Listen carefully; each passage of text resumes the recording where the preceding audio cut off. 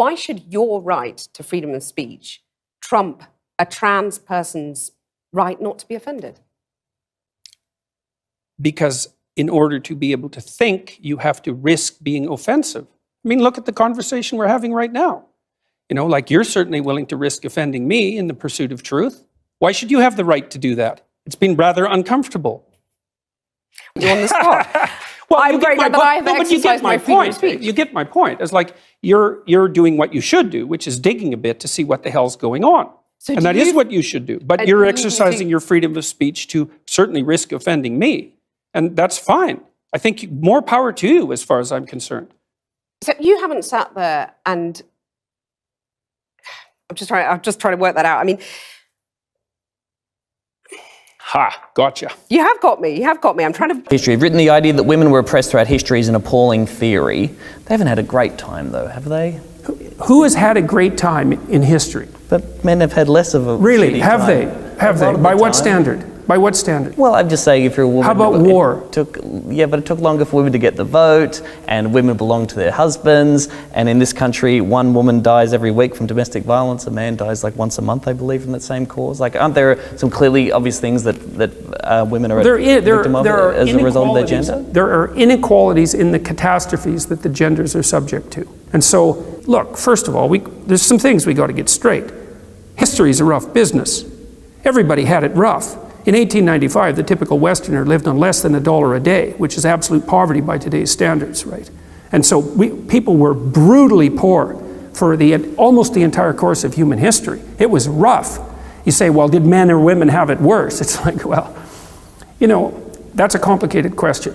But one of the things you can say is everybody had it pretty damn bad. I thought we were talking about masculinity. We are. No, we're not. Yes, we are. How are we talking about masculinity? Because I'm asking you what you think of men and of women.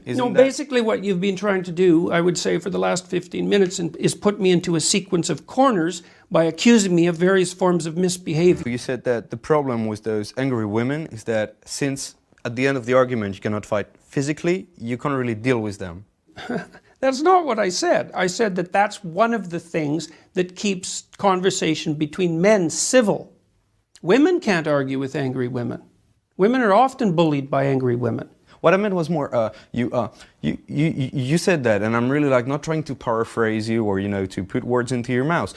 You are trying that directly. No, it is things that you said, that you cannot deal with those Yes, but don't tell me that you're not trying to put words into my mouth, because you've selected what you're going to ask, and you selected it very carefully, with a tremendous amount of forethought. Well, and there's a purpose for that. What is the purpose precisely? I am quoting things that you said. Why? What is it that you're trying to establish? Because you said that. I thought we were talking about masculinity. We are. No, we're not. Yes, we are. How are we talking about masculinity? Because I'm asking you what you think of men and of women. Basically what you've been trying to do, I would say for the last 15 minutes, is put me into a sequence of corners by accusing me of various forms of misbehavior. So why are we doing that? What's the point here? These are things that you said. My job as a journalist is to ask questions about what you represent and the ideas that you defend. Your job is also to select the things that you might ask about in some manner that doesn't indicate a substantive bias. You picked 3 things to talk to me about in the last 20 minutes that were very carefully selected. Like, why did you pick those things? Because this is my job. No, not necessarily. You could be asking me, for example, why I've spoken to 250,000 people live in the last 8 months. That might be more newsworthy. Well, we're not going to have a big debate about journalism, but if a journalist doesn't ask the tough questions, how can you give the good answers? Well, it depends on what the tough questions are. It depends on I didn't think that they would be tough. We're talking about things that you said. I mean, if it's easier to have conversation between men, because there is this underlying threat, you know, of a physical contact. I don't think it's easier. It tends to be somewhat more civil. Someone please explain to Jordan B. Peterson that there's a difference between freedom of speech and freedom from consequence. Do you agree there's a difference? Well, certainly there's a difference. And are you prepared to suffer the consequences that society may deem you need to suffer because of your views? Yes, I'm prepared to do that. What does that entail? Are you open to learning? Well, hang on. That's not the question. Hang on, that wasn't the question. It's That's true. Right. Well, so what am I willing to do? Well, I think that the Ontario Human Rights Tribunal is probably obligated by their own tangled web to bring me in front of it. If they find me, I won't pay it. If they put me in jail, I'll go on a hunger strike. I'm not doing this. And that's that. I'm not using the words that other people require me to use, especially if they're made up by radical left-wing ideologues. Now, if our society comes to some sort of consensus over the next while about how we'll solve the pronoun problem, let's call it, and that becomes part of popular parlance, and it seems to solve the problem properly without sacrificing the distinction between singular and plural, and without requiring me to memorize an impossible list of an indefinite number of pronouns, then I would be willing to reconsider my position. But I'm also partly opposed to this because it's been made mandatory and has the whole weight of the law behind it. It's like, this is a very bad idea. I believe this is a very bad idea. And I believe that the reason this has caused so much noise, tremendous amount of noise, tremendous amount of attention on YouTube, is because there are things that are at stake in this discussion, despite its surface nature, that strike at the very heart of our civilization. Do you think a trans woman is a real woman? I don't really like the way those questions are formulated. You know, I don't know what that means. What do you mean, a real woman? Well, I'm asking you, in your mind, you know, it depends what you think a real woman is, but do you think a trans woman is a woman? No. Why not? Because I think that women are capable, generally speaking, of having babies, and they have female genitalia, and they have an XX chromosome, and I think the biological markers are relevant. It doesn't necessarily mean that I don't think that people should be treated with respect and dignity if they happen not to fit easily into a gender category. That's a different issue. Right. But it's a matter of definition, and I actually think it's a foolish argument in some sense, because what do you mean by real? Well, I mean, you've just clarified that, though. You don't think that a trans woman is a woman. And do you think that that is what is behind or explains your opposition to this idea of a law mandating you to use a preferred pronoun, is because you don't actually believe that that's the truth, that a trans woman is a woman, and therefore you can't use that pronoun? No, that's not my argument at all. Really? Yeah, really. My argument is that the government shouldn't compel voluntary speech. No, but I know what your argument is, and no, you've but made that's it very really clearly. it. No, but that's exactly it. There's but the no motivation There's behind no motivation behind it. But you don't believe I wouldn't a trans woman is a woman. put everything on my online in my life to take the stance I did unless I had thought that through very deeply. And I've thought it through very deeply. There aren't hidden motivations that have to do with some arbitrary prejudice against trans people. Okay. It's pure and simply this. There's never been a time in English common law history where the government compelled speech, and the Canadian government dared to do that. And that was unacceptable. And they masked it with this show of compassion for the oppressed, and I don't buy it. When people talk about common ground, it's got to be founded on some kind of truth. And when we have feminists saying, I don't believe in the biological differences between men and women, well, that's why it's controversial. Where do you go from there? That's why it's controversial to say what you're saying, and it's controversial to say, hold on a second, maybe a girl on testosterone therapy winning high school wrestling meets is a problem. That's controversial. Yeah, maybe that's a bad idea. It's just possible that that's not a very good idea. You know, I mean, it's hard to imagine that that could be the case. But, well, in this idea that I don't believe in the biological differences between men and women, it's like, well, what do you mean by believe?